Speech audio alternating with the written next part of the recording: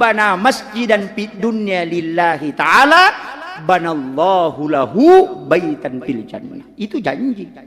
Pak Haji ini dapat janji Pak dari Allah karena ada masjidnya. Siapa yang bangun masjid dijanjikan istana di dalam surga. Biar tidak sholat. Biar tidak sholat. Orang yang sudah punya masjid itu Pak, kalau tidak sholat ada rumahnya di surga, cuma dia tidak masuk. Iya, karena dijanjikan dibikinkan rumah, tidak mengatakan dikasih masuk. Kan begitu, dijanjikan istana. Makanya mambana masjidan fid dunya lillahi ta'ala banallahu lahu baitan fil jannah. Itu kan gitu. Makanya Bapak kalau bersedekah ada rumahnya. Cuma kalau mau masuk tunggu dulu bos. Kau tidak punya kuncinya. Kan begitu. Tapi Nabi itu kan punya dua. Makanya sholat kunci surga, pembuka segala kebaikan. Baru neraka ini kan terbuka. Ada kuncinya neraka, kita dapatkah? Tidak ada.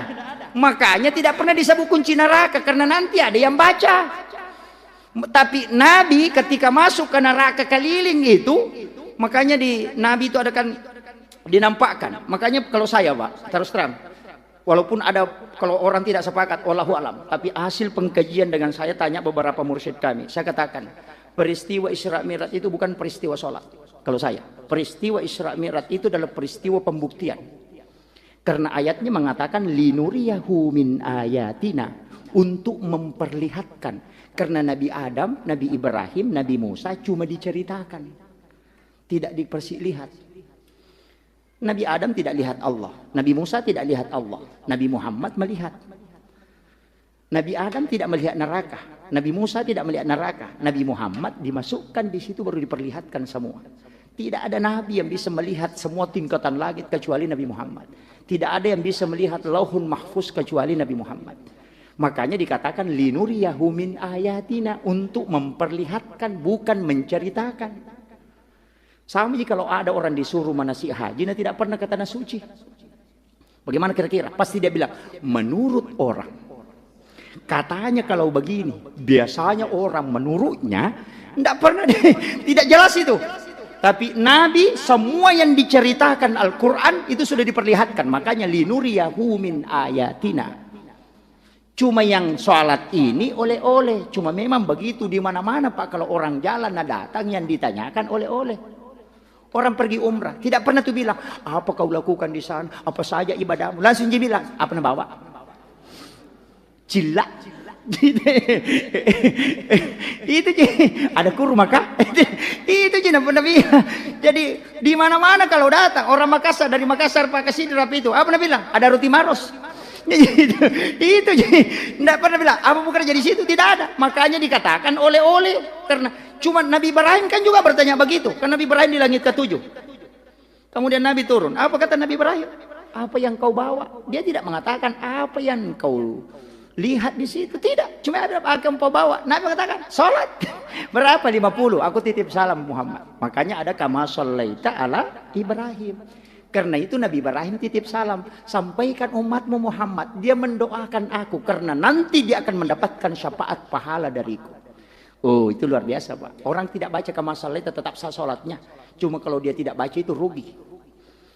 Sedekahnya Nabi Ibrahim mana Pak? Itu garam. Itu Nabi Ibrahim punya sedekah, itu garam. Karena dia berdoa, ya Allah jadikan aku sebagai orang yang senantiasa memberi makan kepada hambamu.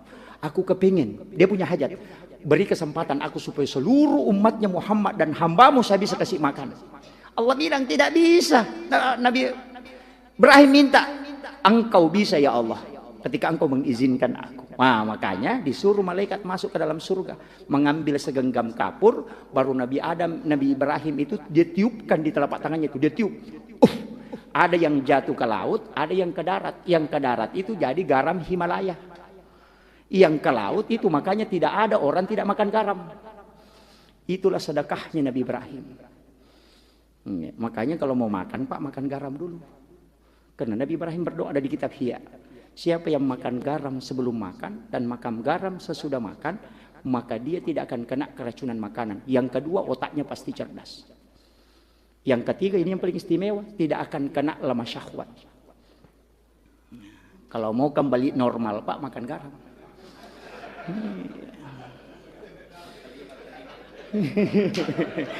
Itu kuncinya.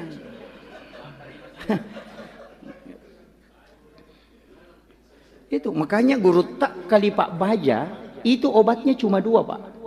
Pertama garam, kalau mau tidur dia makan garam baru tidur. Pas bangun dia pakai garam baru minum. Dan apa?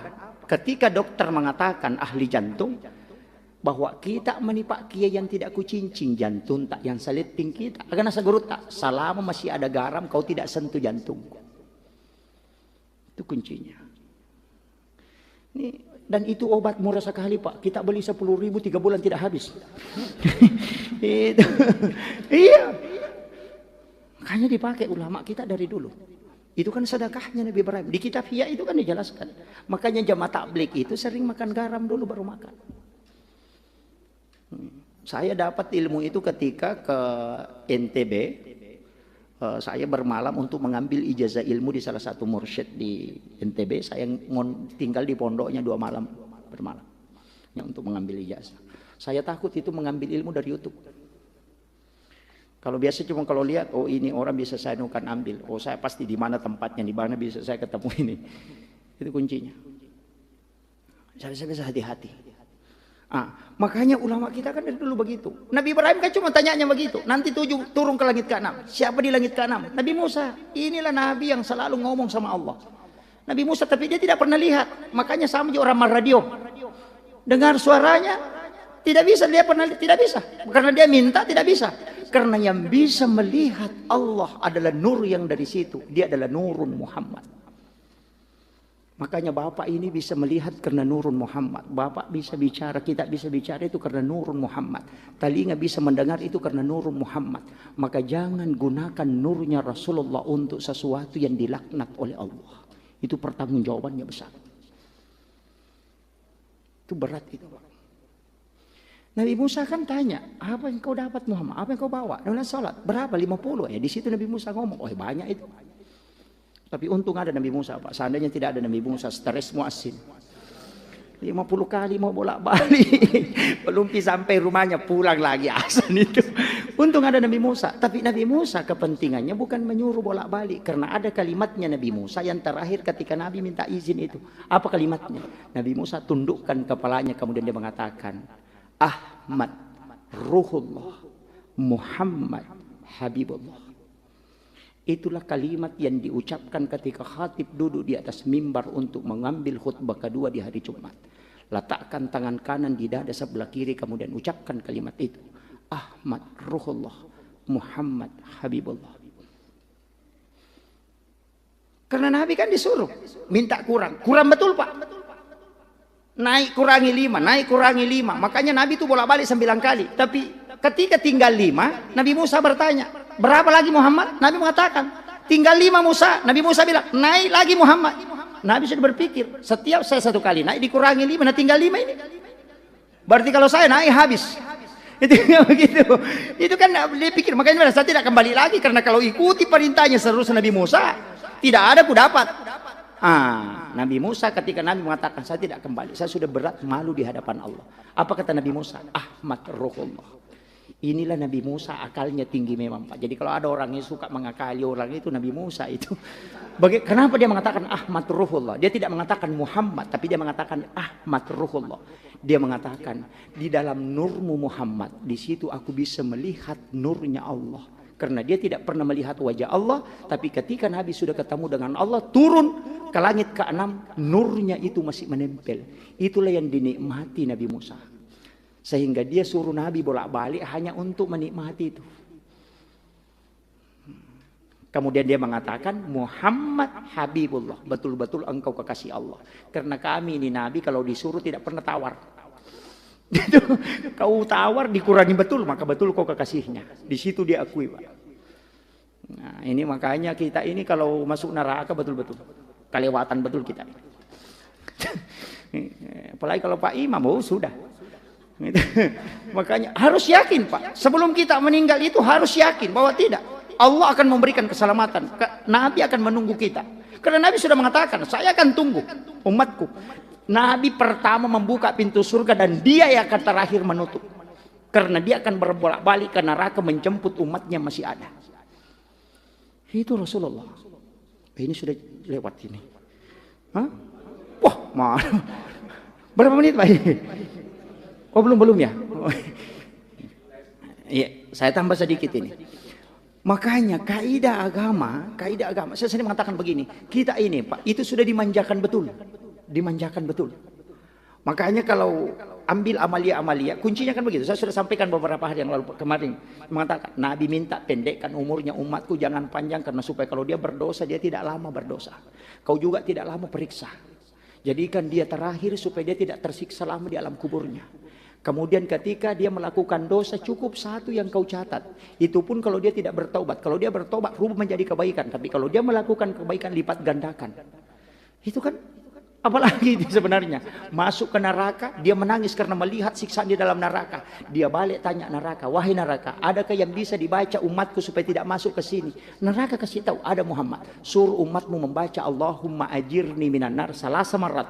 Aku akan menutup pintuku sehingga dia tidak masuk. Coba. Ketika haji diberikan perintah haji, Nabi itu berpikir, kalau haji cuma 1 kali datang 1 tahun, tidak mungkin 2 kali datang 1 tahun. Makanya Nabi minta, berikan ibadah umatku yang bisa ke sana mengambil pahala, tapi bukan haji. Maka diturunlah perintah umrah. Supaya bisa sholat di Masjidil Haram, bisa sholat di Masjid Nabawi, tapi bukan haji, tapi dia dapat pahalanya. Itu kuncinya Pak. Tapi Nabi mengatakan ada juga umatku nanti tidak ada uangnya atau banyak uangnya tidak mau ke sana. Makanya ya Allah berikan ibadah yang bisa setara dengan umrah. Maka Nabi mengatakan siapa yang sholat sunat duha di 2 rakaat maka dia tidak mau menukar dengan ibadah umrah 1 kali di hari kemudian kelak. Itu kan kuncinya. Itu permintaannya Nabi semua Pak. Karena pendek umur kita, tidak lama hidup. Coba berapa jam kita tidur? Iya 8 jam. Berapa jam kita sholat? 5 menit 1 sholat, 5 kali 5, 25. Kalau mak gosip setengah jam, itu sudah hancur Pak. Sudah habis, sudah. Tidak ada, dia orang. Begitu, makanya Nabi. Kita ini kalau hidup Pak, kalau 8 jam itu kan normal biasa toh. Orang yang sudah ibadah itu kalau 8 jam tidurnya, ada orang Pak jam 9 tidur, jam 9 pagi baru bangun. Tidur jam 1 siang, nanti setengah 5 sore baru bangun. Orang yang begini Pak, kalau 60 tahun umurnya, 39 tahun 2 bulan dia tidur. Iya, tapi bagusnya orang tidur itu karena tidak ada dosanya. Kayaknya kalau saya ceramah tidak apa-apa tidur Pak. Iya, itu makanya kan Nabi ini sudah carikan di mana jalurnya bisa dia celaka di alam kubur. Kenapa? Di orang mau meninggal Pak. Apa kata Nabi? Man akhiru kalami la ilaha illallah pada halal jannah. Nabi sudah jamin itu. Siapa yang ada wudunya kemudian meninggal maka dia akan masuk surga. Itu Nabi sudah ajarkan kita itu. Kalau di alam kubur itu Pak pertanyaan malaikat kita sebelum masuk itu sudah dikasih kisi-kisinya. Itu pertanyaannya mungkar nakir di dalam kubur sudah ditahu karena dia akan datang bertanya man rabbuka. Bagaimana kalau ada orang mau masuk ujian Pak sudah tahu soalnya. Nggak begitu. Tapi bukan kita nanti yang ngomong. Kalau man rabbuka Allahu Akbar. Salat yang ngomong karena bibir sudah terkunci. Begitu. Kemudian siapa sahabatmu?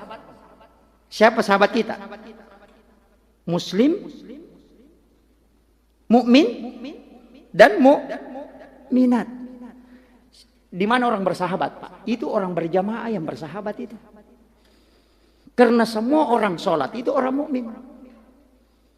Makanya yang masuk masjid itu orang beriman. Yang di luar itu belum tentu. Makanya siapa sahabatmu maka jamaah yang ada dalam sholat ini itu akan menjadi saksi. Itu kuncinya kenapa kita disuruh sholat berjamaah bukan sholat sendiri. Makanya kalau kita sholat sendiri baru didapati masjid berjamaah, ulang sholatmu. Bahkan boleh bersedekah sholat. Bagaimana maksudnya bersedekah? Orang sudah sholat semua, baru ada yang terlambat datang. Itu boleh menjadi makmum. Nabi kan pernah, sudah mereka kalian sholat? Sudah ya Rasulullah. Nabi mengatakan, siapa yang mau bersedekah? Lalu sahabat mengatakan, kami bisa ya bersedekah ya Rasulullah. Dia tidak tahu bilang bersedekah, dia kira uang. Dia mengatakan, siapa yang mau bersedekah? Kami ya Rasulullah. Nabi mengatakan ke sini, iqamat. Dia bilang, saya sudah sholat. Nabi mengatakan, makanya saya bilang siapa yang mau sedekah? Kau jadi makmumku supaya saya bisa sholat berjamaah. Dia ulang sholatnya demi mendampingi Nabi sholat supaya Nabi bisa berjamaah. Kita orang sholat berjamaah pulang ke rumah sholat sendiri. Tidak ada jaminan kan? Itu kuncinya Pak. Makanya Saya bilang Nabi itu sudah bukakan betul jalan. Sama aja dengan masbu, Pak. Awal masbu itu tidak sama sekarang. Sekarang kan masbu enak. Kalau kita masuk langsung Allahu Akbar. Ikuti imam. Dulu itu tidak. Itu kalau sudah masbu, langsung yang di dekatnya itu kode begini. Artinya kau ketinggalan 2. Makanya dia cambu itu Allahu Akbar, baru dia ikuti imam. Tapi suatu ketika ada sahabat sudah dikode, dikasih begini. Dia tidak, dia ikuti Nabi. Pas selesai Nabi salam, baru ada yang mengatakan ini tidak mengikuti kode. Sudah dikasih tahu bilang terlambat 2, tapi kenapa tidak nanti selesai salam. Langsung Nabi mengatakan dia memulai sesuatu yang baik. Nah, itu kan begitu. Jadi hukum-hukum agama itu Pak begitu. Jadi kuncinya sebenarnya, makanya saya bilang satu ibadah jangan kita tinggalkan. Ini yang terakhir. Ini sudah 14 ini. Satu ibadah jangan kita tinggalkan. Kalau semua, tapi selain sholat ini maksud saya, semua zikir kita tidak bisa baca. Satu jangan tinggalkan. Apa? Sholawat. Karena orang yang sholawat sudah ada istighfar di dalamnya. Orang yang sholawat sudah ada rahmat di dalamnya. Orang yang sholawat sudah ada permohonan di dalamnya. Kenapa? Allahumma sholli ala Muhammad wa ala Muhammad. Orang yang membaca itu, maka malaikat dengan Allah mengirimkan salam kepadanya 10 kali.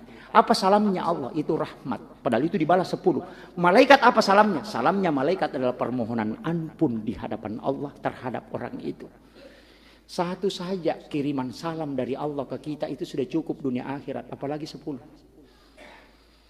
Hanya kita betul-betul Pak. Makanya saya bilang salawat, perbanyak salawat. Kalau tidak ada zikir kita tahu itu saja Allahumma sholli ala Muhammad. Itu saja dibaca. Tidak usah terlalu baca hafal nomor tidak ada, cukup salawat saja. Iya. Dihafal di salawat toh?